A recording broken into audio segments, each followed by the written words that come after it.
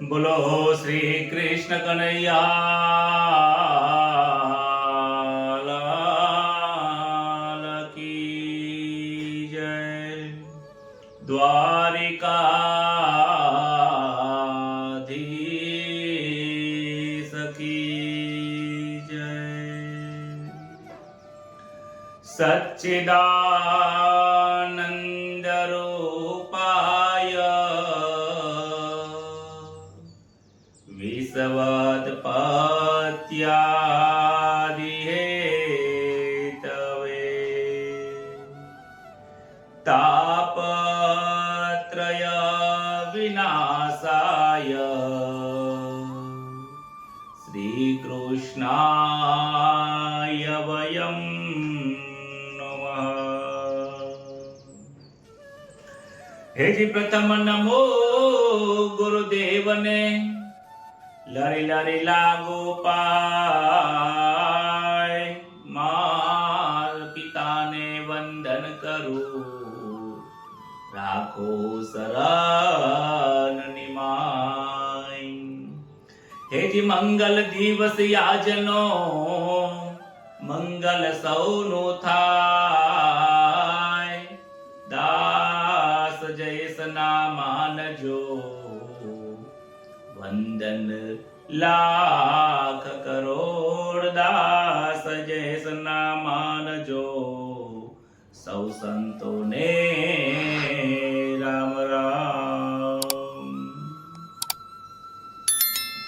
શ્રી પરમાત્મને નમઃ. શ્રી ગણેશાય નમઃ.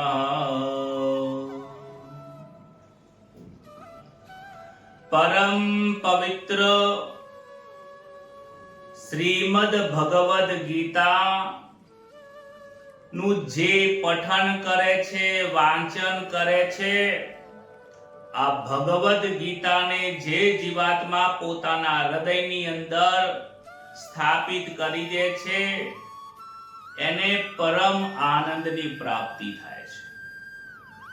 ભગવદ ગીતા એક એવો માર્ગ છે કે જે માર્ગ ઉપર આ સંસારના દરેક જીવાત્માએ ચાલ્યા વગર છૂટકો નથી.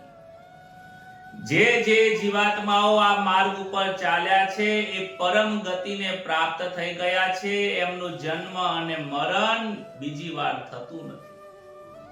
અને જે જીવાત્માઓ હજી સુધી પ્રયાણ કરી ચૂક્યા નથી, જેને પ્રયાણ કર્યું નથી, એમને જન્મ અને મરણના બંધનમાં બંધાતા રખડતા એક દિવસ ફરીથી આ માર્ગ ઉપર આયા વગર ચાલવાનું નથી.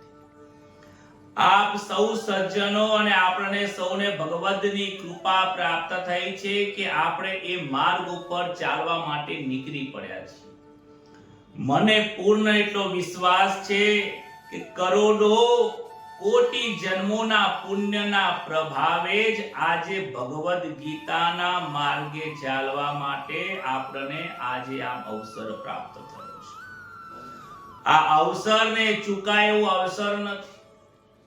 અર્જુનને જ્ઞાન પ્રાપ્તિનો અવસર મળ્યો, એ અવસર ચૂક્યો નથી. જેસલ જાડેજાને ખબર પડી કે આ અમૂલ્ય અવસર છે, મારે ચૂકવવો નથી.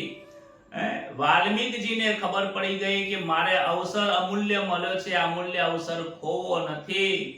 પરીક્ષિત રાજાને ખબર પડી ગઈ કે મને આ અમૂલ્ય 7 દિવસનો અવસર મળ્યો છે, આ અવસર મારાથી ભૂલાય નહીં. એવો જ અવસર આપણને ભગવદ ગીતાનું જ્ઞાન પ્રાપ્ત કરીને ઈશ્વરની પ્રાપ્તિ સુધીનો જે માર્ગ મળ્યો છે, એ માર્ગને હવે ભૂલાય નહીં.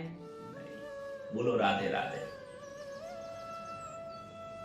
ભગવાન શ્રી કૃષ્ણની આપણા સૌ પર અસીમ કૃપાઓ છે. અસીમ કૃપાનો મતલબ થાય છે જેની કોઈ સીમા જ નથી. એટલા માટે જો વિચાર કરો ને, આપણે ભગવદ ગીતાને સાંભળવાનું, સમજવાનો, અભ્યાસ કરવાનો આવો સમય મળ્યો છે ને, એ ખરેખર કરોડો પુણ્યનું ભેગું થયું હોય ત્યારે જ મળે છે. નહીતર ઘણા લોકો આ જીવાત્માઓ સંસારના ભોગો ભોગવી રહ્યા છે, લોકોને એમ જ આનંદ આવે છે. સંસારના ભોગોનો જે આનંદ છે, જે સુખ છે, એ ક્ષણિક છે. ભગવદ ગીતાનું જ્ઞાન પ્રાપ્ત કરીને જે આનંદ છે એ નિરંતર આનંદ છે. એ આનંદની પ્રાપ્તિ થયા પછી ત્યાં ખોટ આવતી નથી. ત્યાં હંમેશા માટે નફો જ થાય છે, હંમેશા માટે ઉત્તરોત્તર પ્રગતિ જ થાય છે. અને ત્યાં તો એક વખત ભોગવ્યા પછી ફરીથી વારંવાર ભોગવવાની ઈચ્છા થાય છે અને ફરીથી મહેનત કરવી પડે છે. અને અહીંના પરમ આનંદના માટે જે થોડી મહેનત કરે છે એની થોડી મહેનત ફરીથી નથી કરવી પડતી. એ અધૂરો યોગ ફરીથી બીજી જગ્યા ઉપર આગળ લઈ જાય છે. આગળના અધ્યાયમાં આવશે કે હે અર્જુન, તારો જે આ યોગ છે એ અધૂરો યોગ હું બીજા જન્મની અંદર પૂરો કરું છું. આજે જેટલું તું ચાલ્યો છે એટલું ચાલ્યા પછી બીજી વાર તારે આ ચાલવાની જરૂર નથી. તારું ત્યાંથી જ શરૂઆત થાય છે. જે પ્રમાણે 1 થી 5 ધોરણ સુધી બાળક ગુજરાતમાં ભણ્યું હોય અને પછી આ તમે બોમ્બેમાં રહેવા જતા રહો તો બોમ્બે થી ત્યાં બાળકનું જે એડમિશન થાય છે એ 6થા ધોરણથી થાય છે, નહીં કે પહેલા ધોરણથી. એવી જ રીતે અહીંયા પણ જે તમે ભગવદ ગીતા પ્રાપ્ત કરો છો, જ્ઞાનને અર્ચિત કરો છો, જીવનમાં જેટલું જેટલું સમજ્યા પછી ચાલો છો, એ ચાલેલું ક્યાંય જતું નથી. સત્યનું આચરણ કરેલું ક્યાંય જતું નથી. કર્મના માર્ગ ઉપર ચાલેલું ક્યાંય જતું નથી. એ બીજા જન્મની અંદર ત્યાંથી શરૂઆત થાય છે. એટલા માટે તો આજે આપણે ભગવદ ગીતા લઈને બેઠા છીએ. નહીં તો ઘણી એવી પુસ્તકો આવે છે જે મનને મનોરંજન આપવા વાળી છે, આપણે એના ઉપર અભ્યાસ ન કરતા હોય. ના, પરમાત્માએ આપણને સૌને એની તરફ ખેંચી રહ્યા છે. ભગવદ ગીતાની અંદર 5મો અધ્યાય ગઈકાલે આપણે જોયો હતો. કર્મ સંન્યાસ યોગની અંદર ભગવાનને પ્રશ્ન પૂછે છે અર્જુન કે મારા માટે કયો માર્ગ, જ્ઞાન માર્ગ કે કર્મ માર્ગ? તમે કર્મની પ્રશંસા કરો છો અને કર્મના ત્યાગની વાત કરો છો. મારા માટે શ્રેષ્ઠ શું છે? એ ઉપદેશમાં ભગવાનને ઉત્તર આપે છે, કહે છે હે અર્જુન, આ બંને સુરક્ષિત અને બંને આનંદદાયક અને મોક્ષ અને કલ્યાણ કરવા વાળો માર્ગ સાંખ્ય યોગ અને કર્મ યોગ છે. તું કર્મ યોગથી પણ મને પ્રાપ્ત થઈ શકીશ અને જ્ઞાન યોગથી પણ પ્રાપ્ત થઈ શકીશ. પરંતુ કર્મનો યોગ શ્રેષ્ઠ છે. કર્મ યોગમાં કદાચ તને જ્ઞાન નહીં હોય તો ચાલી જશે, પરંતુ સંન્યાસમાં તો કર્મની પણ જરૂર પડશે. સંન્યાસીની અંદર, સંન્યાસ ધર્મની અંદર કદાચ તને અહંકાર આવી શકે છે. અહીંયા તો તારે કોઈ પોતાના જીવનમાં ત્યાગ કરવાની જરૂર નથી. ફક્ત અને ફક્ત તું જે કાર્ય કરે છે એને નિસ્વાર્થ ભાવે કર. લોકોના જનહિતાર્થે કર. જગતે તને જે આપ્યું છે એ જગતને આપી દે અને ઋણમાંથી મુક્ત થઈ જા, તો જન્મના મરણમાંથી પણ તું મુક્ત થઈ જઈશ. હું અકર્તા છું, તું પણ અકર્તા બની જા. હું કર્મ કરું છતાં પણ અકર્મ રહું છું. કર્મની પાછળ ફળની ઈચ્છા હું રાખતો નથી. તું પણ એવું બની જા, કર્મ કર પણ ફળની આશા રાખીશ નહીં.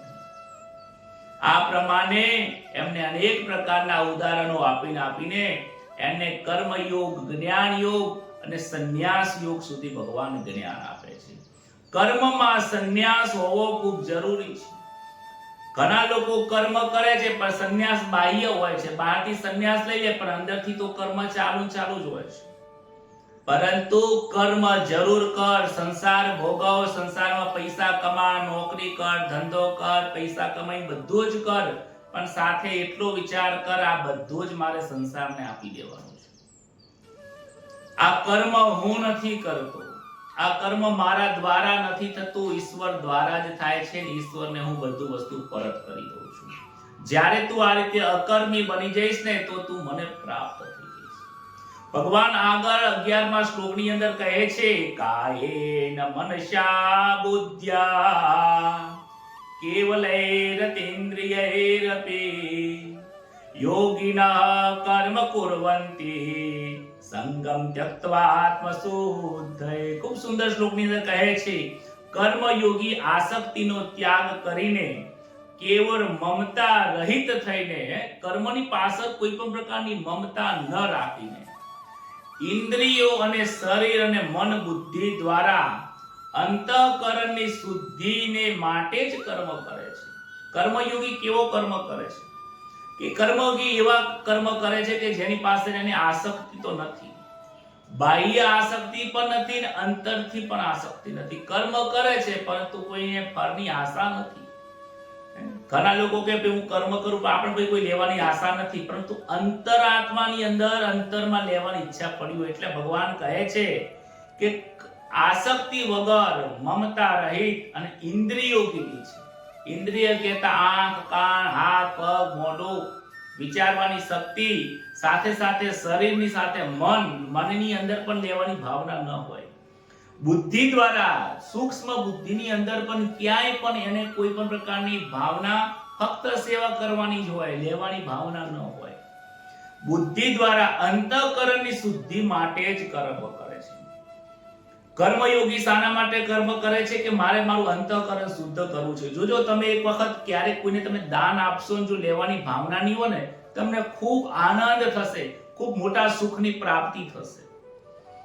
કોઈ ગરીબને તમે નવા કપડા જેને આપી દેશો ને, પહેરેલા ના આપતા પછી નવા કપડા આપજો.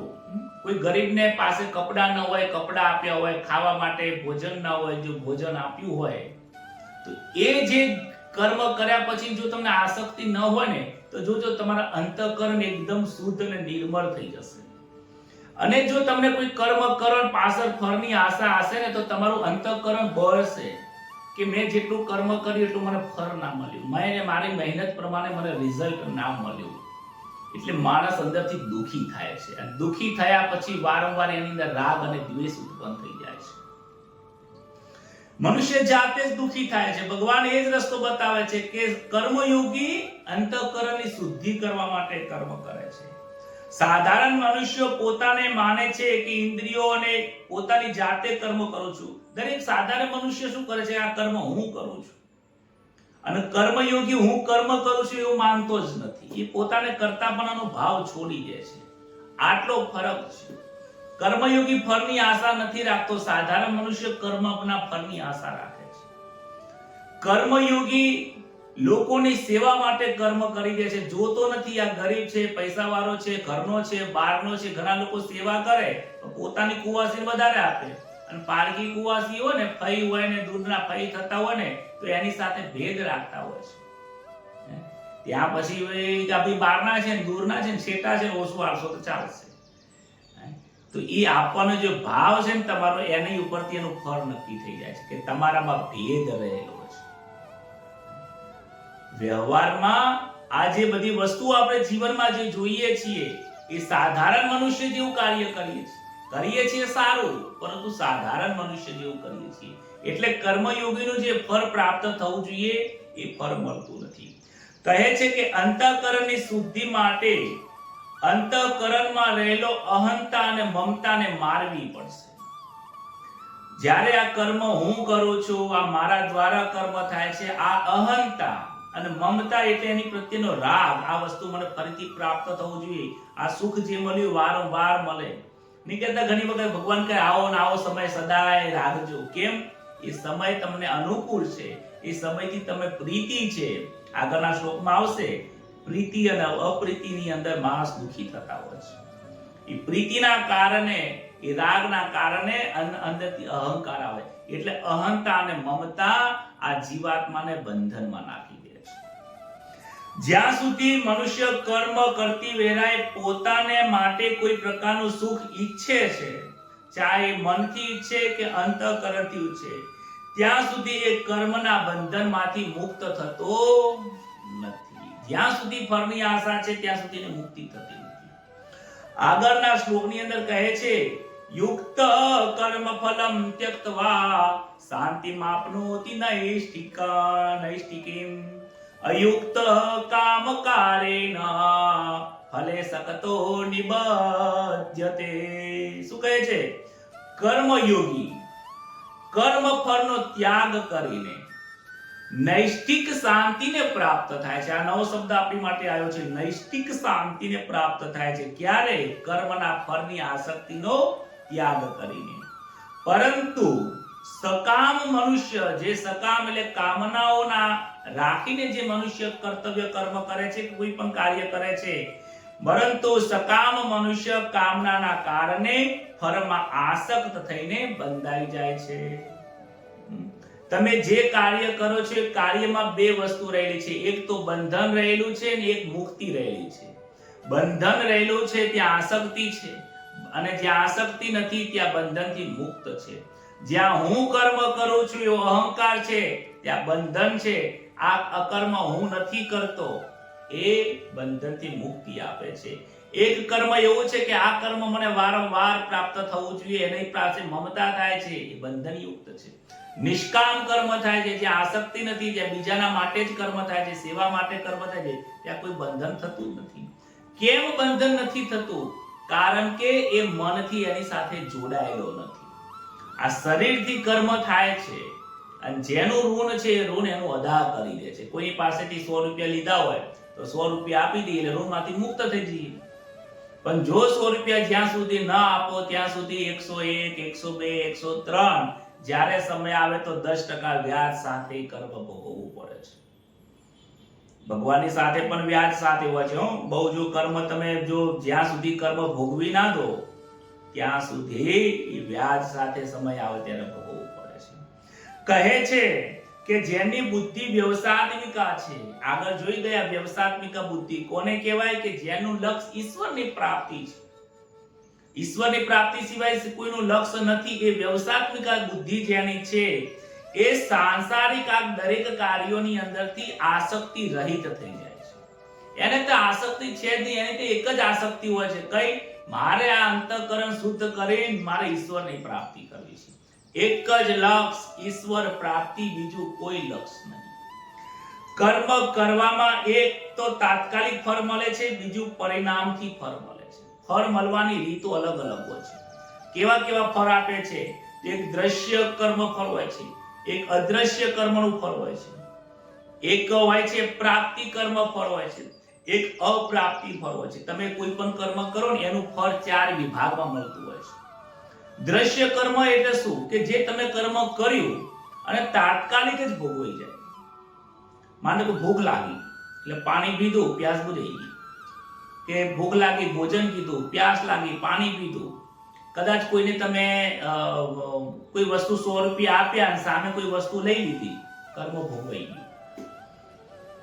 પરંતુ એવા અમુક કર્મ હોય છે કે અદ્રશ્ય, કે તમે વર્તમાનમાં કર્મ કરો છો પણ એ કર્મનું ફળ અત્યારે નથી મળતું. ક્યારે મળે છે? તો કે આજે મહેનત કરો છો, મહિના પછી સેલરી આવવાની છે, તો 12 મહિના પછી એનું ફળ ઉગવાનું છે. આખા 4 મહિના મહેનત કરે અને 4 મહિના પછી એનું ફળ ખેતીવાડીમાંથી મળતું હોય છે. એ અદ્રશ્ય કર્મ છે, તાત્કાલિક નથી મળતું, પાછળથી મળે છે. અમુક કર્મ એવા હોય કે કોઈ વ્યક્તિ તમને ગાળ બોલી અને જો તમે એમને સામે ગાળ બોલી દીધી તો કર્મ ભોગવાઈ ગયું. પરંતુ જો સામેવાળાએ ગાળ બોલી કે તમારું અપમાન કર્યું, તમને દુખી કર્યા અને તમે જો સહન કર્યું તો એને જે પ્રત્યુત્તર આન્સર મળવો જોઈએ, જે રિપ્લાય મળવો જોઈએ, એને કર્મનું ફળ મળવું જોઈએ, એને બંધન થઈ જશે. કેમ? કારણ કે તમે સહન કરી લીધું છે તમારા સ્વભાવ અનુસાર. એટલે આવનારા સમયની અંદર આ કર્મનું ફળ એને વ્યાજ સાથે જ્યારે સમય આવશે કોઈ પણ વ્યક્તિ દ્વારા એને કર્મનું ફળ ભોગવવું પડશે. માટે કહે છે કે તમે સહન કરો. એટલે તો તમે જુઓ જેટલા પણ સંતો થઈ ગયા છે બધું સહન જ કર્યું છે. એમને નવું કર્મ કરવું જ નથી. નવું કર્મની એમાં એમને કોઈ ઇન્ટરેસ્ટ હોતો જ નથી. જે થાય થવા દો. આ પ્રારબ્ધ જે મળ્યું છે એ ભોગવે શું. આગળ કહે છે કે પ્રાપ્ત કર્મ ફળ પ્રારબ્ધ અનુસાર વર્તમાનમાં મળેલું. ઘણી વખત તમે કોઈ કામ ના કરતા હોય, ઘરે બેઠા હોય ને તો એ છતાંય ક્યાંકથી તમને ઉડીને કામ આવી જાય કે ભાઈ આપણે આ કામ કરવાનું છે, તમે આટલો પૈસા તમને આપી દઈશ, તમે મારું કામ કરી દો. હવે તમે મહેનત નથી કરી, તમે માર્કેટિંગ નથી કર્યું, કોકના વાવ આવ્યાથી કામ આવી ગયું, તમને પૈસાનો ફાયદો થઈ ગયો. વિચાર કરો આ કેવી રીતે પૈસા મળી ગયા, લાભ કેવી રીતે થઈ ગયો, તમને સુખ કેવી રીતે પ્રાપ્ત થયું. તમે રસ્તામાં જતા હતા, કોઈ વ્યક્તિ મળો, ચલો ચલો કે અહીંયા ભોજન સમારંભ છે, મારે આમંત્રણ મળ્યું છે, તમે ચાલો, તમે મારા ઘરે મહેમાન આવ્યા છો, આજે ચલો જમવા જઈએ. તમે શુદ્ધ સારું ભોજનનો આનંદ પ્રાપ્ત થઈ ગયો. કેવી રીતે? એટલા માટે થઈ ગયું કારણ કે પ્રારબ્ધમાં હોય છે. પ્રારબ્ધને તમે કિસ્મત સમજી શકો છો કે જે તમે કર્મનું ફળ જે ભોગવવાનું છે તમે લઈને આવ્યા છો. ઘણી વખત તમે ખરાબ કર્મ ન કર્યું હોય છતાંય તમારે ખરાબ ભોગવવું પડે છે, કારણ તમે પ્રારબ્ધ લઈને આવ્યા છો. કયું પ્રારબ્ધ? કે પૂર્વજન્મનું કોઈ એવું કાર્ય છે કે જે કર્મનું ફળ તમારે આજે ભોગવવાનું છે. આજે તમે સારા માણસ છો, પરંતુ તમારે ભોગવવું પડશે. પ્રારબ્ધ દરેક વ્યક્તિને ભોગવવું પડે, ચાહે સંત હોય કે સેવક હોય, ગુરુ હોય, શિષ્ય હોય, રાજા હોય કે નાનો કોઈ પ્રજા હોય, દરેકને પ્રારબ્ધ ભોગવવું પડે છે. અને બીજું છે અપ્રાપ્ત કર્મ, કે પ્રારબ્ધની અંદર જે લઈને આયા હોય કદાચ ના ભોગવવાના હોય તો એ બીજી વખત જ્યારે પણ તમારો નવો જન્મ થાય છે ત્યાં તમારી પ્રારબ્ધ ભોગવવું પડે છે. સંચિત કર્મો તમારા જમા થયેલા પડ્યા છે અને એ સંચિતમાંથી થોડા કર્મો લઈને આ શરીર બન્યું અને એ કર્મની ક્વોલિટી પ્રમાણે તમને જન્મ મળ્યો, કોઈ માતાના ખોડિયું મળ્યું, કોઈ પિતા મળ્યું, કોઈ વર્ણ વ્યવસ્થા મળી, એ તમારા કર્મ અનુસાર જ તમને મળી છે. બની શકે આજે તમારો શૂદ્રમાં જન્મ થયો છે, કર્મ સારા છે તો તમે આવનારા સમયમાં બ્રાહ્મણ કુળમાં જન્મ મળે. બ્રાહ્મણ કુળમાં આવી શૂદ્ર જેવું કાર્ય કરે, ખરાબ કર્મ કરે તો પછી બની શકે છે આવનારા સમયની અંદર ચંડાલમાં જન્મ લેવો પડે. એટલે આજનું કર્મ પણ તમારું આવનારો ભવિષ્ય અને જન્મ પણ નક્કી કરે છે. મનુષ્ય જ્યારે જન્મ, મૃત્યુ અને સુખ દુઃખ આ પ્રારબ્ધની સાથે લઈને આવે છે, એમાં તમે કોઈ બદલાવ નથી કરી શકતા. પરંતુ અહીંયા જે નવા કર્મો કરો એ કર્મ યોગ દ્વારા જો તમે કરશો તો નવા કર્મો બનવાના નથી, નવા કર્મોનું બંધન થશે નહીં. અને જે જૂના કર્મો પડ્યા છે એ અહીંયા જ્ઞાન થવાથી જૂના કર્મો અગ્નિમાં બળીને ભસ્મ થઈ જશે. એ આપણે ત્રીજા અધ્યાયમાં જોઈ ગયા. જ્ઞાન અગ્નિ પ્રગટ થાય એટલે બધા કર્મો બળી જાય છે અને નવા કર્મો અહીંયા થતા નથી. એટલે એ કર્મ રહિત થઈ જાય છે અને જન્મ મરણના બંધનમાંથી મુક્ત થઈ જાય છે. ખૂબ સમજવા જેવી છે. પરમાત્મા કોઈ સાધન વડે ખરીદી નથી શકાતા. ઘણા લોકો પૈસાથી મંદિરની અંદર સેવા કરે, અનેક રૂપિયા આલે કે ભગવાનની પ્રાપ્તિ થઈ જાય. પૈસા ખર્ચવાથી પ્રાપ્તિ નથી થતી. દાન, જપ, તપ, પૂજા પાઠ કરવાથી ભગવાનની પ્રાપ્તિ નથી થઈ જતી. ભગવાનની પ્રાપ્તિ થવાના સાધનો ગીતાજીમાં બતાવ્યા છે. કારણ કે એ બધા કર્મની પાછળ સકામ કર્મ રહેલું છે. તમે 100 રૂપિયા વસ્તુ લઈને જાઓ અને કર્મ બહુ સિદ્ધાંતમાં જોવા જઈએ ને તો કર્મથી પણ ભગવાન નથી મળતા. કર્મ કરીને ભગવાન મળે છે એવું પણ નથી. તો તમને લાગશે કે મહારાજ તમે તમને કર્મયોગની વાત કરો છો, ભગવાન કર્મથી નથી મળતા. સાચી વાત છે, કર્મથી ભગવાન નથી મળતા. કારણ કે કર્મ એ નાશવંત છે. કર્મનો જન્મ થાય છે અને મૃત્યુ થાય છે. કર્મ નાશવંત છે, માટે કર્મથી ઈશ્વરની પ્રાપ્તિ નથી થતી. અને કર્મ તમે જુઓ, 100 રૂપિયાની વસ્તુ લઈને તમે દુકાનમાં જાઓ 100 રૂપિયા લઈને, તો તમે કહો કે 100 રૂપિયાની કે મને આ વસ્તુ આપો, તો એ તમને વસ્તુ આપશે. તમારા માટે 100 રૂપિયાની કિંમત છે, પરંતુ આપનાર માટે 100 રૂપિયાની કિંમત નથી. એ બની શકે 70 રૂપિયાની જ કિંમત વાળું છે કે 50 રૂપિયાની કિંમત વાળું કે 90 રૂપિયાની કિંમત છે. ત્યારે તમારી આપેલી કિંમતની ઓછી કિંમત વાળી વસ્તુ હશે તો જ તમને આપશે. એને 100 રૂપિયામાં પડ્યું હશે તમે 100 રૂપિયા આપશો તો તમને વસ્તુ મળશે નહીં. તો જો તમને વસ્તુ 100 રૂપિયાની અંદર 101 રૂપિયા વાળી વસ્તુ મળી જાય તો એની જે વસ્તુ ખરીદી એની કિંમત વધી ગઈ કહેવાય. જો મળી જાય તો તમને એની કિંમત વધી ગઈ કહેવાય. તો ભગવાન અકિંમતી થઈ જાય. ભગવાનની કિંમત ઘટી જાય, કર્મની કિંમત વધી જાય. જો કર્મ કરી ઈશ્વરની પ્રાપ્તિ થઈ જતી હોય તો કર્મ નાશવંત છે. આ જગતના દરેક પદાર્થો નાશવંત છે. એટલે તો કહેવામાં આવે છે કે તું અકર્મ બની જા, અકર્મ થઈને તું મને પ્રાપ્તિ કર, કારણ કે હું અકર્મી છું. તું નિર્દોષ બનીને મારી પ્રાપ્તિ કર, કારણ કે હું નિર્દોષ છું. સમજાય છે વસ્તુ? સમજાતું હતું કે જો મહારાજ મને સમજાય છે. કર્મથી ઈશ્વરની પ્રાપ્તિ નથી થતી, અકર્મથી ઈશ્વરની પ્રાપ્તિ થાય છે. બહુ સમજવા જેવી એક વસ્તુ આ શ્લોકની અંદર એટલી બધી ગહન વસ્તુ છે કે ના પૂછો. જગતના કોઈ પદાર્થથી ઈશ્વર પ્રાપ્તિ નથી થતી. કોઈ માળા પકડીએ, ઠીક છે, એ પુણ્ય થાય છે, પણ માળાથી ઈશ્વર પ્રાપ્તિ નથી થતી. માળા એક તમને પુણ્ય કર્મ કરવાનું સાધન છે કે ફરીથી તમે આ મનુષ્ય અવતારમાં આવો અને ફરીથી આવીને તમે જ્ઞાન પ્રાપ્ત કરો. ઈશ્વરની પ્રાપ્તિ માટે 3 જ માર્ગ છે: જ્ઞાન યોગ, કર્મ યોગ ને ભક્તિ યોગ. અને જેને પણ ઈશ્વરની પ્રાપ્તિ કરી આ 3 યોગમાંથી એક યોગમાંથી પ્રાપ્તિ થઈ છે. એના સિવાય કોઈને ઈશ્વરની પ્રાપ્તિ થઈ નથી. માટે જે જગતના પદાર્થો છે, જગતના જે વ્યવહાર છે, એનાથી ઈશ્વરની પ્રાપ્તિ નીકળે.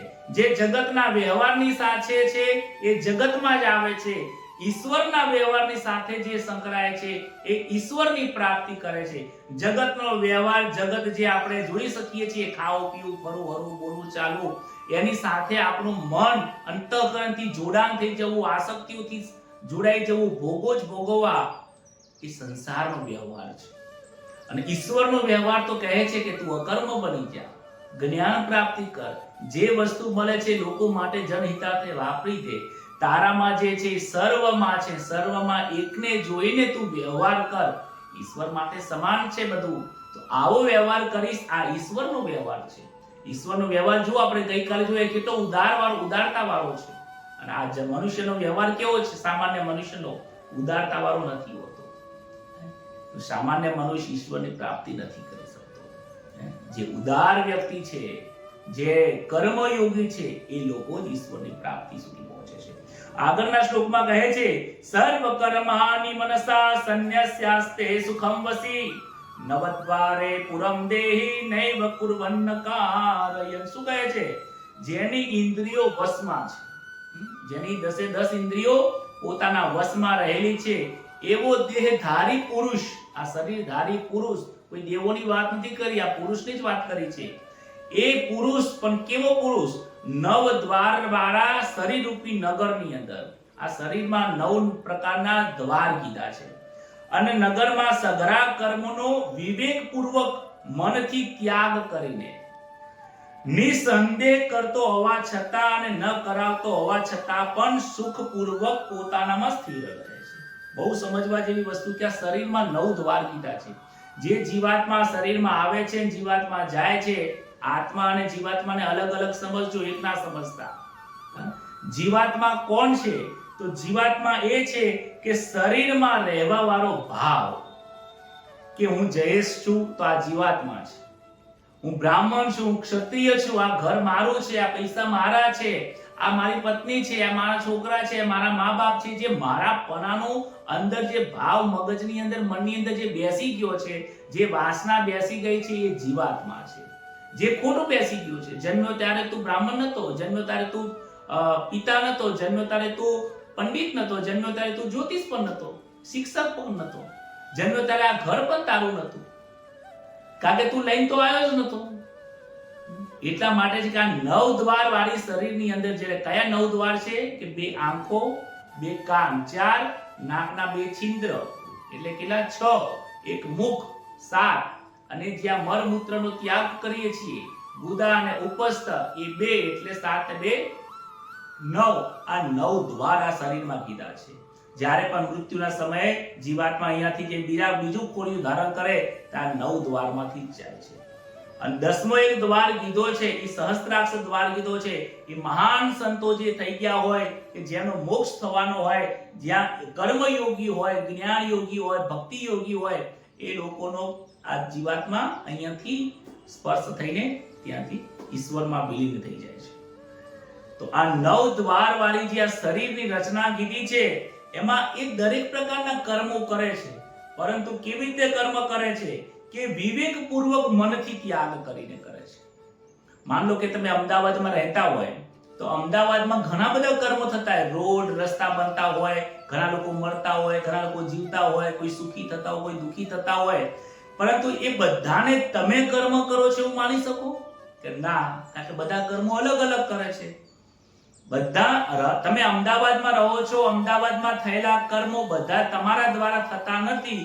એવી જ રીતે જેમ તમે એને સ્વાભાવિક માની લો છો, એવી જ રીતે આ શરીરની અંદર પણ હાથથી જે કર્મ થાય છે, એ હાથ કરે છે, હું કરતો નથી. પગ પગનું કાર્ય કરે છે, કાન કાનનું કરે છે, આંખ આંખનું કરે છે, મુખ મુખનું કરે છે. આ શરીરની અંદર જેટલા પણ ઇન્દ્રિય છે, પોતપોતાના કર્મો પોતપોતાની રીતે કરે છે.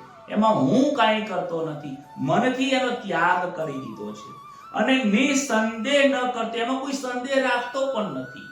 જેમ આજુબાજુમાં કોઈ પણ પ્રકારનો કોઈ ખરાબ વસ્તુ થઈ ગઈ હોય અને તમારા ઘરની નજીક જ કોઈ ઘટના બની ગઈ હોય, તો તમને એમાં શંકા જતી નથી કે પોલીસ વાળા આવીને અમને પકડી જશે. કેમ? તમને ખબર જ છે કે હું નિર્દોષ જ છું.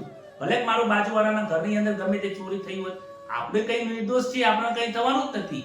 એટલો નિસંદેહ, થોડો પણ સંદેહ નથી હોતો કે આ કર્મ હું કરું છું. આટલો અહંકાર, અહંતા, મમતા મનમાં નથી હોતી. અને હું કર્મ કરાવતો પણ નથી. આ શરીરને હું કર્મ કરાવતો પણ નથી ને હું કર્મ કરતો પણ નથી. કરતા રહિત બની જાય છે. આવો મનુષ્ય સુખપૂર્વક પોતાના અંદર સ્થિર રહે છે. જ્યારે કોઈ સંતો હોય, શ્રેષ્ઠ પુરુષો હોય ને, એ લોકો પોતાના મનની અંદર સ્થિર રહેતા હોય છે. ન એ કર્મ કરવા જાય છે, ન કર્મ કરવા કોઈ આવતું હોય છે. અને કદાચ કોઈ સંસારનો વ્યક્તિ કોઈ સંત મહાપુરુષની પાસે આવે, વાત કરે, તો જ્યારે એ આવે છે ત્યારે વ્યવહારિક કાર્ય પૂર્ણ થઈ જાય છે. અને પૂર્ણ થઈ ગયા પછી પાછા પોતાના સ્વ સ્વરૂપમાં મળી જાય છે. જે 24 કલાક નિજ સ્વરૂપની અંદર રહેતો હોય છે, એ યોગીની વાત કરી છે. વિવેક પૂર્વક મનથી ક્રિયાઓનો કર્તાપનાનો ત્યાગ કરવાનો છે. અને કર્તાપનાનો અને કર્મના ફળની ઈચ્છાનો ત્યાગ કરવાનો છે. ઘણી વખત તમને એમ લાગે કે મહારાજ તમે એમ કહો કે કર્મના ફળનો ત્યાગ કરવાનો, તો કર્મના ફળનો ત્યાગ કરીએ તો નોકરી કરવા જઈએ, મહિને સેલરી આવે તો નહીં લેવાની. મહારાજ તમે યજ્ઞ કરવાનો જાઓ તો યજ્ઞ કરવા જાઓ તો કોઈ દક્ષિણા આવે, તમે દક્ષિણા નહીં લો. કર્મ કરો, કોઈ મહેનત કરે તો મહેતાનું આપે તો નહીં લેવાનું. એવું નથી, સમજવામાં ભૂલ થાય છે. કર્મના ફળનો ત્યાગ નથી કરવાનો, કર્મના ફળની ઈચ્છાનો ત્યાગ કરવાનો છે. એ ઈચ્છા એ જ આસક્તિ છે. આસક્તિ એટલે કે લેવાની બીજી વખત ઈચ્છા રાખવી. અને ઈચ્છા એટલે આ કર્મ કર્યું એટલે એ ફળ મને મળવું જોઈએ, એ ઈચ્છાનો ત્યાગ કરો.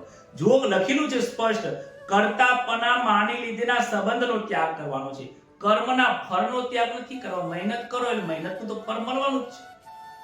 પરંતુ આટલું જ મળવું જોઈએ, આ ઓછું મળ્યું છે, આવો જો તમારા હૃદયમાં ભાવ છે તો એ બંધન યુક્ત છે. એ તમને દુઃખદાયક છે. એ તમને જન્મ મરણના બંધનમાં નાખે છે. પણ ભલે ભગવાનની ઈચ્છાથી મહેનત કરી છે, જે મળ્યું એ ખરું, એ ભગવાનની ઈચ્છા. આવું જે માનીને ચાલે છે અને ફરીથી આશા રાખે પણ નહીં કે મને વધારે પૈસા આપે, કે વધારે મને વસ્તુ પ્રાપ્ત થાય, કે વધારે આ સુખની મને પ્રાપ્ત થાય, એવી અપેક્ષા એ નથી રાખતો, તો એ બંધનમાંથી મુક્ત થાય છે. એટલે કર્મના ફળનો ત્યાગ નથી કરવાનો. કોઈ પૈસા આપે તો ત્યાગ નથી કરવાનો, પણ એની આસક્તિ અને એ પ્રાપ્ત મને થવી જોઈએ એ ભાવનો નાશ કરવાનો છે. એક વસ્તુની બીજી વસ્તુમાં જે સ્થિતિ હોય છે એ સ્વરૂપમાં સ્થિતિ હોતી નથી. કર્મયોગીને સામાન્ય મનુષ્યમાં બધી સ્થિતિ સરખી નથી હોતી. વધારે મળી જાય તો સુખી થઈ જાય, ઓછું મળે તો દુઃખી થઈ જાય. પણ શ્રેષ્ઠ યોગીઓ જે છે, કર્મયોગી છે, એને તો વધારે મળે તો એ સુર, ઓછું મળે તો સુર, ના મળે તો એ શું થઈ ગયું. આવો જે પુરુષ છે એ ઈશ્વરની પ્રાપ્તિ કરે છે. આગળના શ્લોકની અંદર ભગવાન બહુ સરસ જવાબ આપે છે. ન કર્તવ્યમ ન કર્માણિ લોકસ્ય સૃજતિ પ્રભુ ન કર્મ ફલ સંયોગમ સ્વભાવસ્તુ પ્રવર્તતે. પરમેશ્વર મનુષ્યના ન કર્તાપણાની અને ન કર્મોની અને ન કર્મના ફળની સાથે સંયોગની રચના કરે છે, પરંતુ સમભાવ વર્તી રહે છે. કોકને એમ લાગે કે ભગવાન એનું સારું કરે, ભગવાન એનું ખરાબ કરે છે, ભગવાન એના હાથે બહુ સારા સારા કર્મો કરાવે છે, અમારા હાથે તો ભગવાને પૈસા આપ્યા નથી ને તો અમે કર્મ કરે. અરે ભાઈ, ભગવાન કોઈ કર્મ નથી કરાવતો. કોઈને મંદિરે જઈને એમ લાગે કે અમે આ મંદિરે ગયા, આટલી પૂનમ ભરી તો અમને છોકરાની પ્રાપ્તિ થઈ ગઈ, તો તને છોકરાની પ્રાપ્તિ થઈ ગઈ, ભગવાને આપી દીધી, તો બીજા 10 જણા લાઈનમાં બેઠા છે, એનું શું થશે? એ તો કેટલાય વર્ષોથી પૂનમ ભરે છે, આખી જિંદગીથી પૂનમ ભરે, કોઈ સંતાન થતું નથી. એનાથી સાબિત થાય છે કે તારા પ્રારબ્ધમાં લેટ હતું, પરંતુ અહીંયા આવવાથી તને મળી ગયું છે. આ તારો ભાવ છે કે તને અહીંયા આવવાથી મળી ગયું, બાકી તારા પ્રારબ્ધમાં છે એટલે તને મળ્યું છે. આમને નથી મળ્યું કારણ કે એમના પ્રારબ્ધમાં નથી. ઈશ્વર અકર્તા છે, સમજી લેજો. ઈશ્વર કોઈને કાંઈ આપતો નથી. જો આપવું હોય તો બધાને સરખું આપે, અને જે આપ્યું છે એ સરખું આપ્યું છે. કોઈ મંદિરે કે કોઈ જ્યોતિષ કે ભુવા જોડે કે કોઈ વ્યક્તિ જોડે કે કોઈ વસ્તુથી તમને આ વસ્તુની પ્રાપ્તિ થાય છે તો એમને આપી દીધી એવું ન સમજતા. કહ્યું છે પરમેશ્વર મનુષ્યના ન કર્તાપણાનો, ન કર્મોનો અને ન કર્મના ફળનો સંયોગ સાથે રચના, કોઈ બી રચના કરતો નથી ઈશ્વર. નહીતર તો કોકને સારું આપે ને તો કોક થોડા એમના બીજા લોકો છે કે ના આપે. ભગવાન માટે બધા સરખા છે. આપે તો બધાને આપે. એટલા માટે ભગવાન કહે છે કે હું કોઈને કાંઈ આપતો નથી, હું કોઈની પાસે કાંઈ લેતો નથી અને હું કોઈ કર્મ કરતો નથી. કર્મ કરવા માટે મારા સગુણ સ્વરૂપની રચના કરી છે. બ્રહ્મા આપે છે, સૃષ્ટિ બનાવે છે, વિષ્ણુ પાલન કરે છે અને શિવજી એનો સંહાર કરે છે. આ બધાના કર્મની સૃષ્ટિ વ્યવહાર પ્રમાણે દરેક લોકો કાર્ય કરે છે. પરમાત્મા કહે છે હું કાર્ય કરતો અને પરમાત્માની પ્રાપ્તિ કરવા માટે અકર્તા થવાની જરૂર છે. એમના જેવા જેવું થવાનું છે. બરફ હોય, બરફ શામાંથી બન્યો છે? તો પાણીમાંથી બન્યો છે.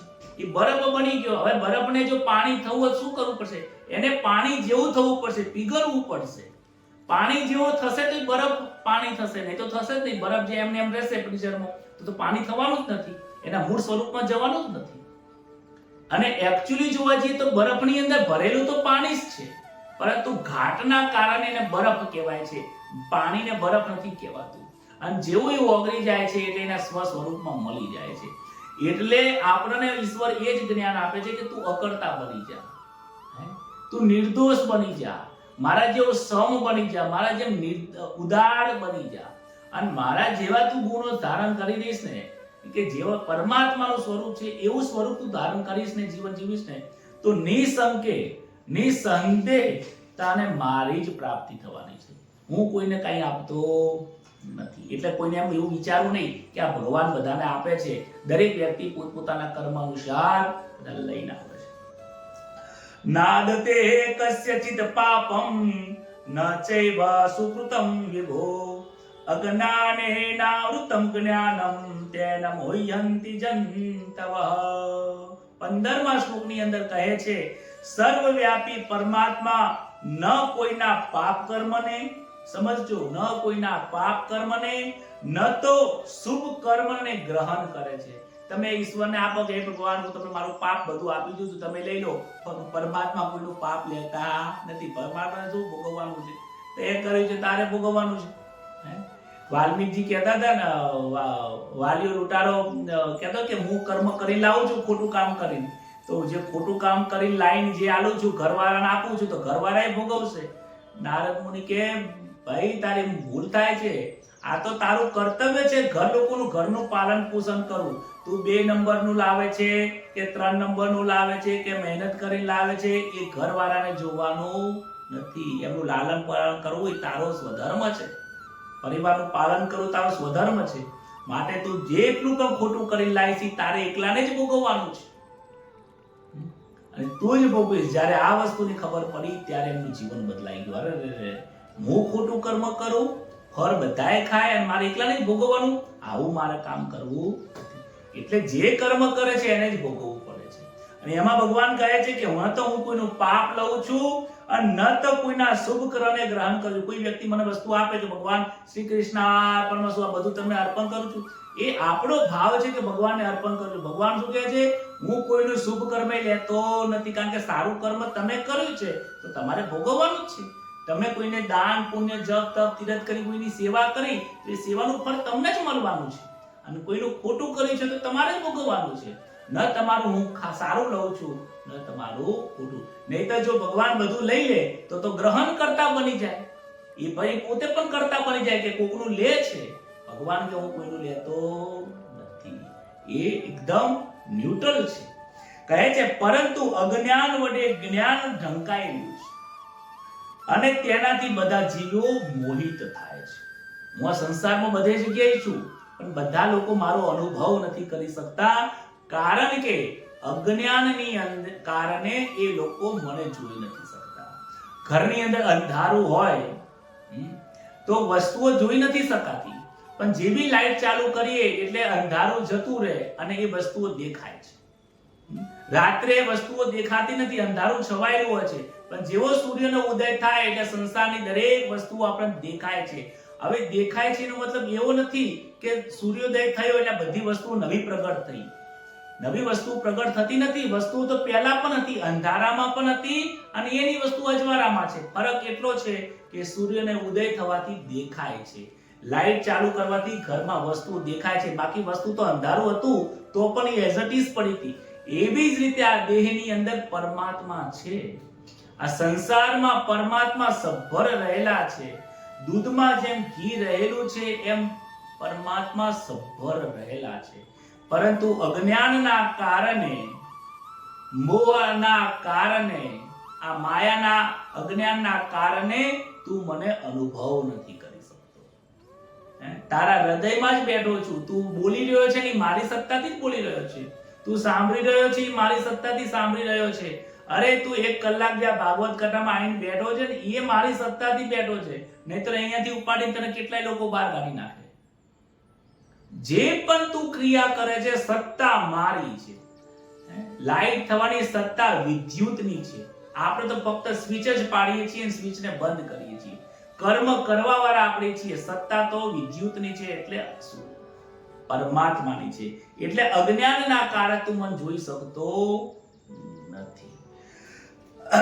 અને કહે છે કર્મના ભાગીદાર. આપણે કર્મની વાત કરી એમાં પણ બહુ સમજવા જેવું છે કે ઘણા લોકો કોઈ જગ્યાએ ખોટું થતું હોય તો જોવે ખરી, પણ એની અંદર બોલે નહીં. કેમ ના બોલે?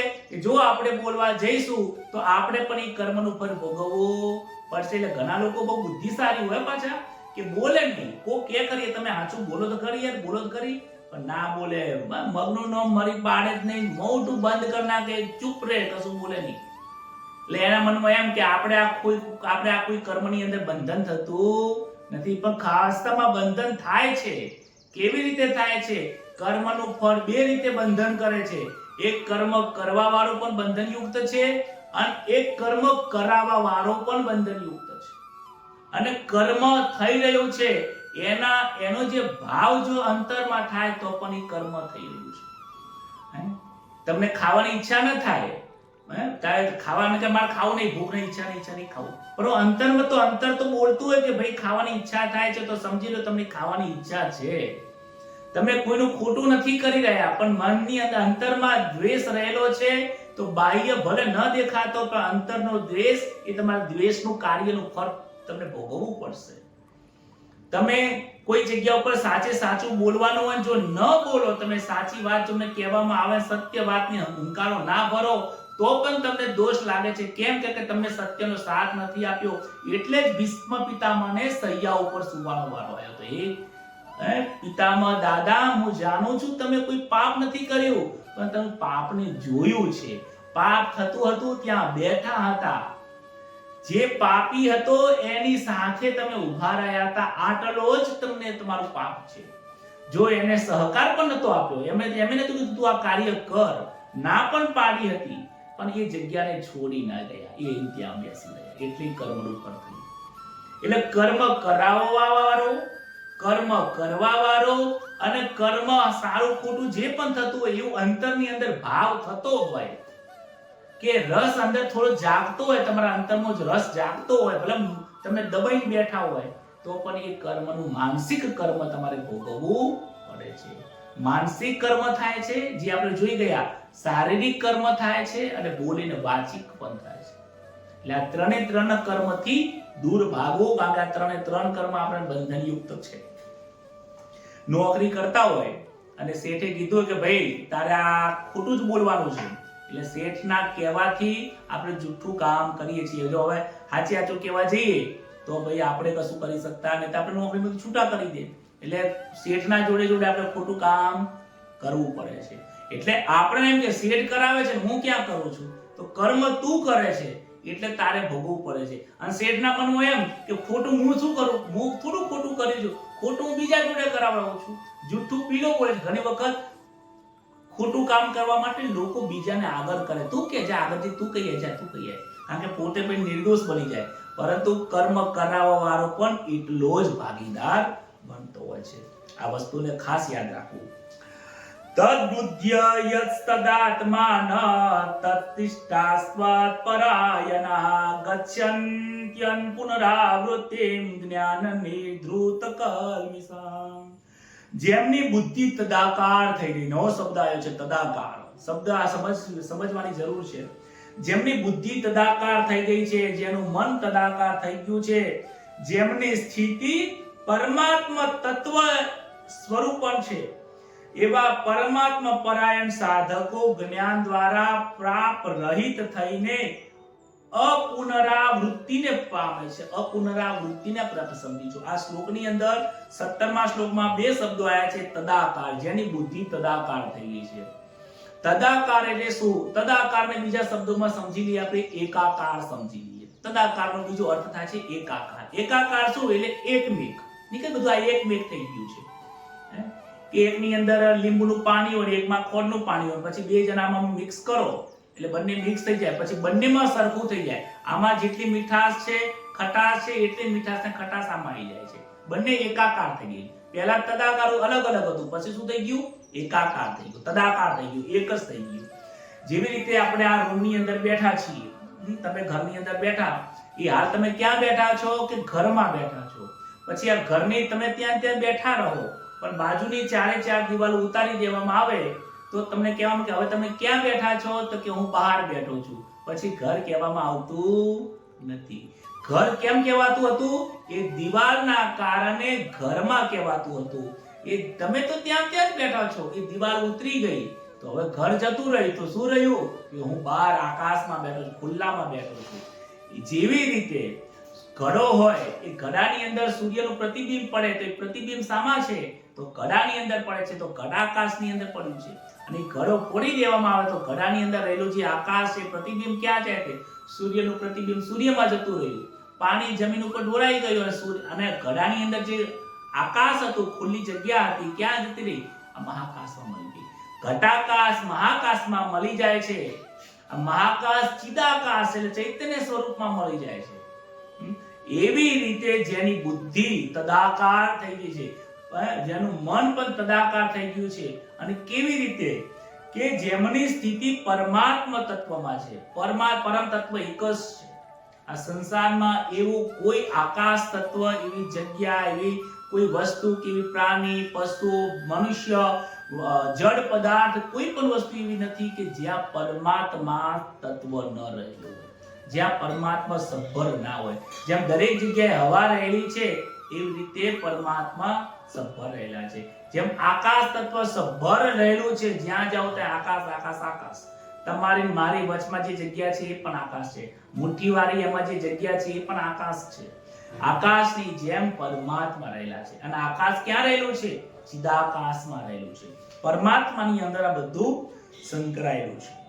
તો આવું જે પરાયણ થઈને જે જીવાત્મા રહે છે, એ પાપને રહિત થઈ મને પરમ ગતિને પ્રાપ્ત થાય.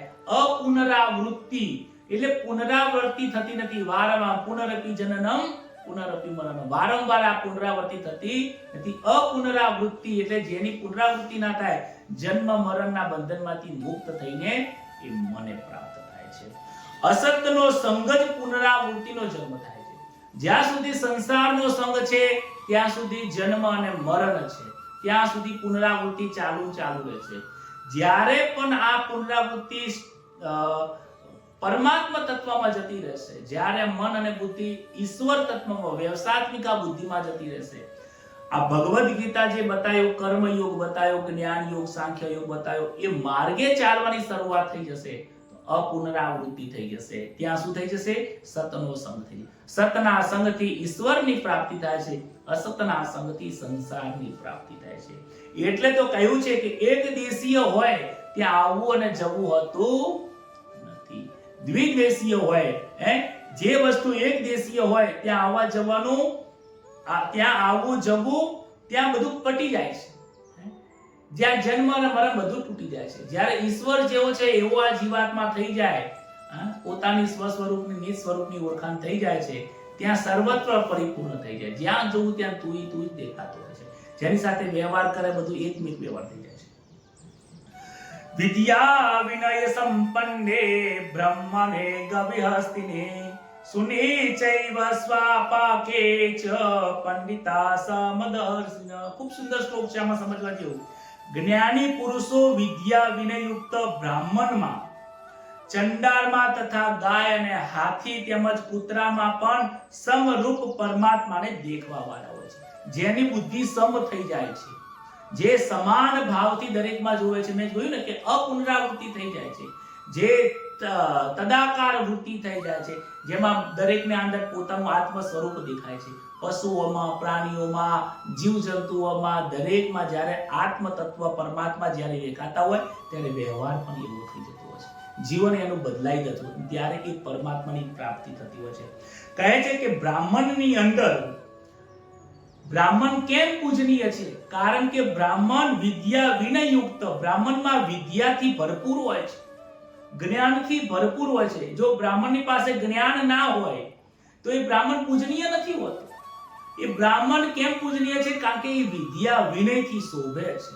આજે ઘણા લોકો શિક્ષક હોય, પણ આપણે જોઈએ ને ઘણા શિક્ષક હોય કે કોઈ ડોક્ટર હોય, એન્જિનિયર હોય, જ્ઞાની હોય, ઘણું બધું શિક્ષિત હોય અને એજ્યુકેટેડ હોય, પરંતુ આપણને એમ લાગે એનામાં વિવેક નથી, એને બોલતા નહીં આવડતું, એટલે ડોક્ટર થઈને આવું બોલે છે, એટલે એન્જિનિયર થઈને આવું બોલે છે, એટલે તું શિક્ષક છોકરાને ભણાવવાનું કાર્ય કરે છે, તું આવું કાર્ય કરે છે.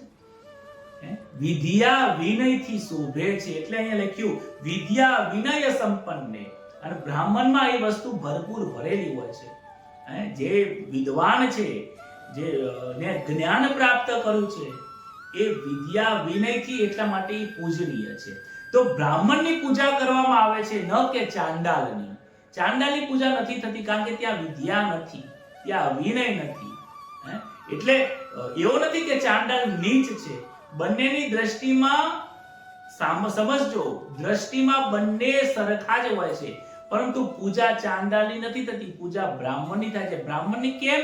ક્યાં એ વિદ્વાન છે, એ જ્ઞાનની પૂજા થાય છે, એટલા માટે બ્રાહ્મણને બે હાથ જોડીને વંદન કરવામાં આવે છે.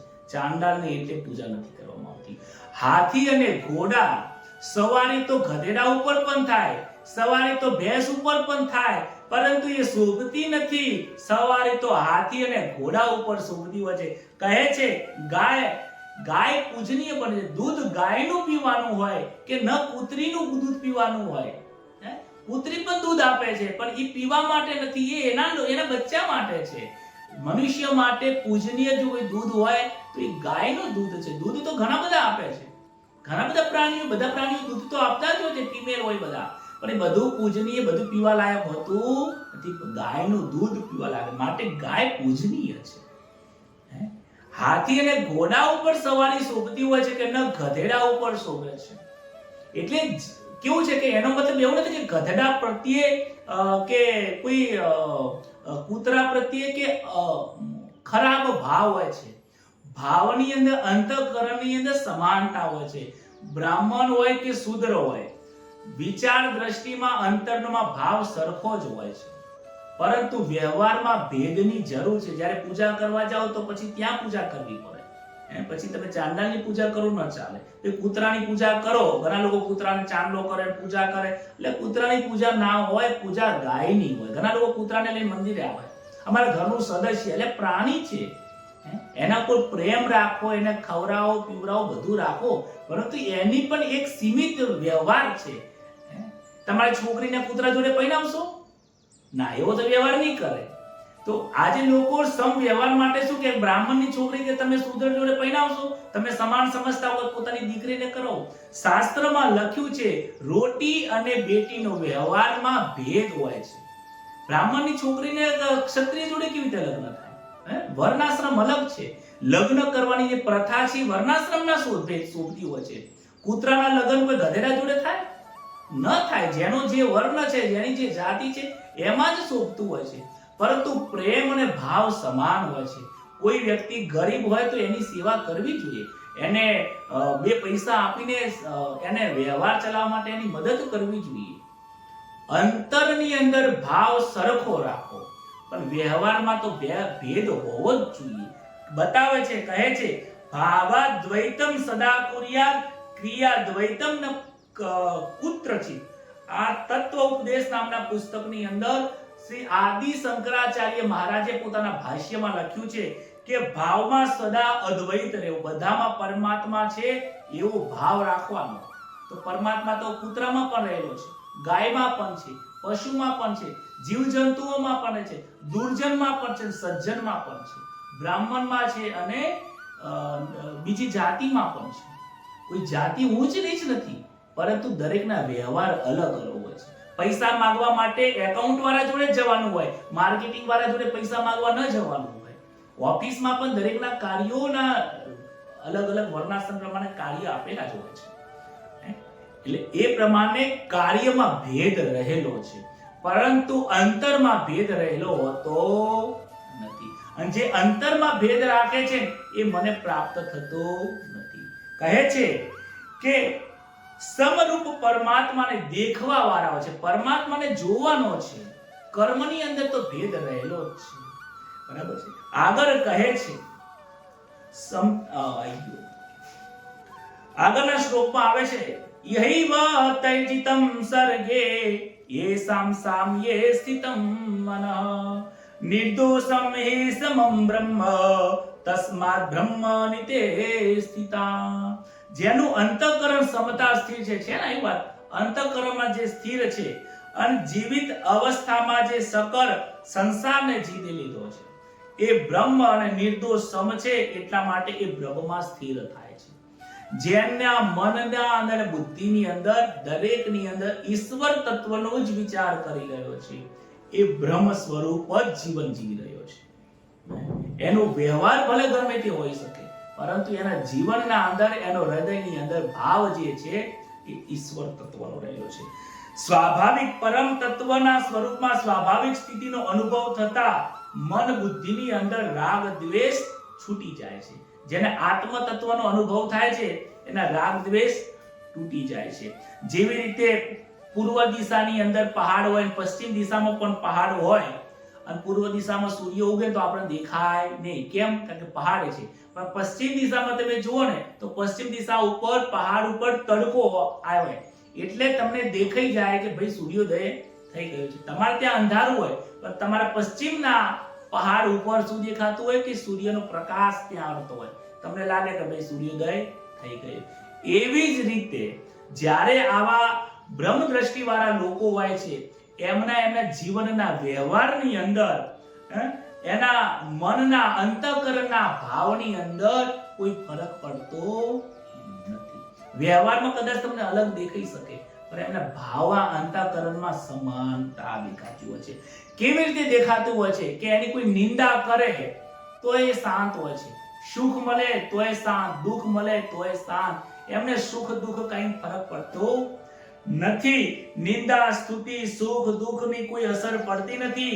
જેમના બુદ્ધિમાં રાગ દ્વેષ હરખ શોક અને દરેક વિકારો રહિત જે બની જાય છે, એ અવશ્ય સ્વાભાવિક રીતે બ્રહ્મ સ્વરૂપને પ્રાપ્ત થઈ જાય છે. સ્વાભાવિક રીતે ક્રિયા થઈ જતી હોય છે. તમારે એક જગ્યાએથી બીજી જગ્યાએ જવું હોય તો પગને તમે કહો છો કે ભાઈ ચાલ, એ હાથ તું ના ચાલીશ, પગને ચાલ. ચાલવાની ક્રિયા પગની છે, પગ જ કરવાનું છે. જમવા માટે ક્રિયા હાથ જ કરશે, હાથ ચાવી નહીં હાલે. ચાવવાની ક્રિયા મુખ જ કરશે, ઉતારવાની ક્રિયા ગળું જ કરવાની છે. પછી એ બીજું કામ છોડી દે છે, પચાવવાનું ક્રિયા જઠર જ કરશે, અને કચરો કાઢવા માટે અલગ જ સ્થાન આપેલું છે. તો આ શરીરની અંદર આપણને હાથ ઉપર જેટલો પ્રેમ છે, જેટલો પ્રેમ ઉપર પગ ઉપર પ્રેમ છે, આંખ ઉપર પ્રેમ છે, જેટલું આપણને આ બધાની અંદર કોઈ અસમાનતા દેખાતી નથી. પરંતુ વ્યવહારમાં ભેદ છે. રક્ષા કરવી હોય તો પગ આપણે આડો નથી કરતા, માથું નથી કરતા. શું કરીએ છીએ? જે ક્ષત્રિય છે હાથ સ્વરૂપ, એ હાથને જ આપણે રક્ષા કરવા માટે મોકલી. કેમ? એનો વર્ણ ધર્મ છે, હાથનો ધર્મ છે રક્ષા કરવાનો. એટલે ક્રિયામાં ભેદ રહેલો છે. ત્યાં પગથી રક્ષા નહીં કરીએ, માથું મૂકીને રક્ષા નહીં કરીએ. કોઈ મારવા આવશે તો આપણે હાથ પકડીશું, હાથથી રક્ષા કરીશું. એટલે ભાવ પગની અંદર અને હાથની અંદર સરખો જ હોય છે. કોઈ આપણને ઉચ્ચ પગ કોઈ નીચ નથી લાગતું, હાથ કોઈ ઊંચ નથી લાગતું, બ્રાહ્મણ મોટા શૂદ્ર નીચા ક્ષત્રિય નીચા આવું કશું છે નહીં. ઉચ્ચ નીચ તો સામાન્ય માણસોના અંદર હોય છે. શ્રેષ્ઠ પુરુષોના મનની અંદર ભાવ સરખો જ હોય છે. એમ જતા આગળના શ્લોકની અંદર ભગવાન કહે છે ન પ્રયસ્યેતિ પ્રિયમ પ્રાણ ન દ્વિજેત પ્રાપ્ય ચેત્રિયમ સ્થિર બુદ્ધિ રસમૂઢો બ્રહ્મવિદ બ્રહ્મની સ્થિતઃ. જે પ્રિય પ્રાપ્તિ થઈને હર્ષિત થતો નથી. મેં હમણાં સવારમાં શરૂઆત કરી ત્યારે કહ્યું હતું પ્રિય અને અપ્રિયની વાત આવે છે કે જે પ્રિય વસ્તુ પ્રાપ્ત થઈને હર્ષિત થતો નથી, અને જે અપ્રિય પ્રાપ્ત થઈને ઉદ્વિગ્ન થતો નથી, તે સ્થિર બુદ્ધિ વાળો, મૂઢતા રહિત, બ્રહ્મને જાણવા વાળો મનુષ્ય બ્રહ્મમાં જ સ્થિત થાય છે. જેની બુદ્ધિ સમ થઈ ગઈ છે, જેની અંતઃકરણમાં સમતા છે, બુદ્ધિ જેની સ્થિર થઈ ગઈ છે, આ સકલ સંસારની અંદર પરમાત્મા તત્વને જ એ નિહારી રહ્યો છે. બીજું કશું જ નથી નિહારતો. જગત નથી દેખાતું, સ્ત્રી નથી દેખાતું, પુરુષ નથી દેખાતો, નાના મોટા નથી દેખાતા. ત્યારે જ્યારે બધું જ સમાન દેખાય છે, ત્યારે એ વ્યક્તિને શું થાય છે?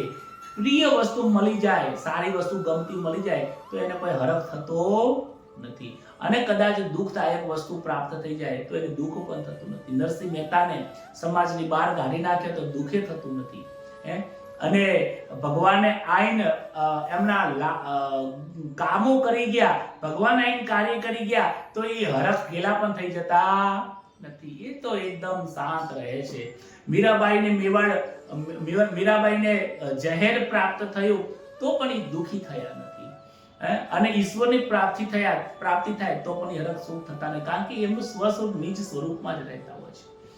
રામજીને રાજ્યાભિષેક થવાનો હતો અને વનવાસ મળી ગયો તો એમને દુઃખ થયું નથી. અને વનવાસથી ઘરે આવ્યા અને હાસ હવે આપણે રાજગાદી મળી ગઈ એવો સુખ પણ એમને થતું નથી.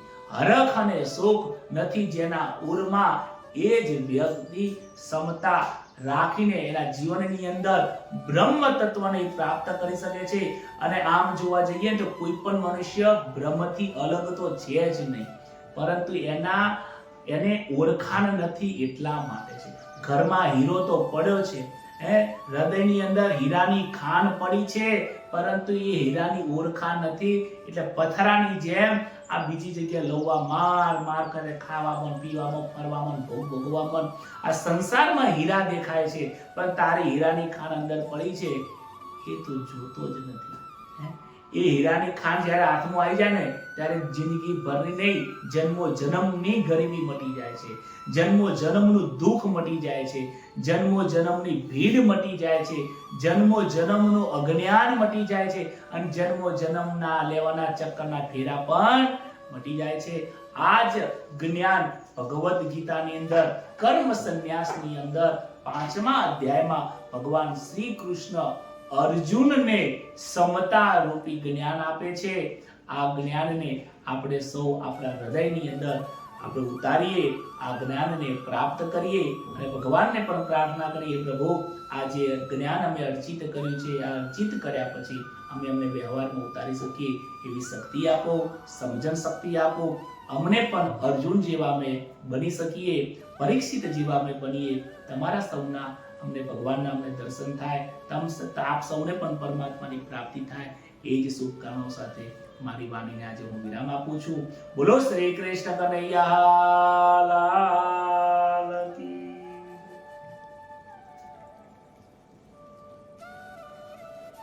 સોહમ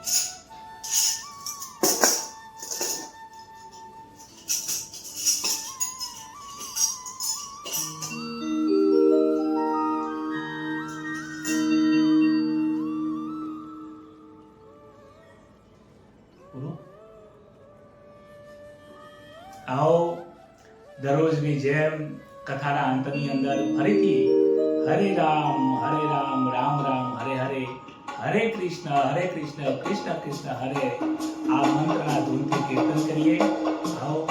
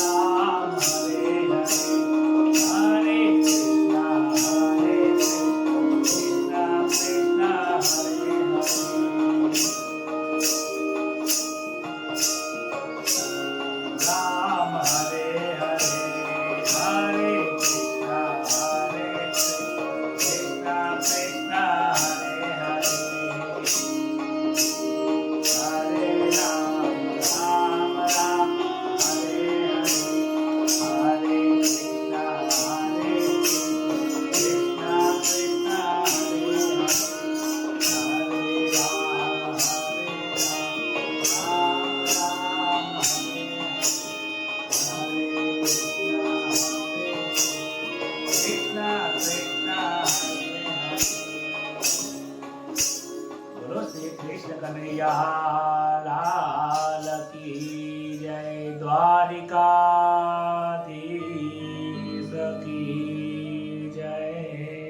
નમઃ પાર્વતી પતય હર મહાદેવ.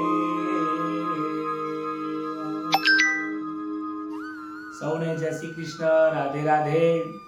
આજની કથા કરીને અંતર ખૂબ હરખાય છે અને ખૂબ અંતર પવિત્ર બનતું હોય, અંતઃકરણ જાણે કે શુદ્ધ બનતું હોય અને હવે તો આ જ માર્ગે, હરિના માર્ગે જ ચાલવું હોય એવો અંદરથી ઉર્મિ થાય છે. આવો મને અનુભવ થાય છે. આપ સૌને પણ કેવો અનુભવ થાય છે એ આ વિડીયોના નીચે, આ કથાની નીચે પોતાના કોમેન્ટમાં જરૂર લખો અને ગ્રુપમાં પણ તમારો અનુભવ લખો. રાધે રાધે, જય શ્રી કૃષ્ણ બધા લખે છે, પણ એના સિવાય આજથી તમને કહું છું તમારો અનુભવ લખવાનો. આજે તમને આ કથા સાંભળીને તમને શું જાણવા મળ્યું, શું શીખવા મળ્યું અને તમારો અનુભવ શું બોલે છે એ ખાસ લખજો, જેથી બીજા લોકોને પણ એ અનુભવ પ્રાપ્ત થાય અને એમને પણ આગળ કથા સાંભળવાની ઈચ્છા થાય, પ્રેરણા મળે. એ જ વાત સાથે સૌને જય શ્રી કૃષ્ણ. શુભરાત્રી.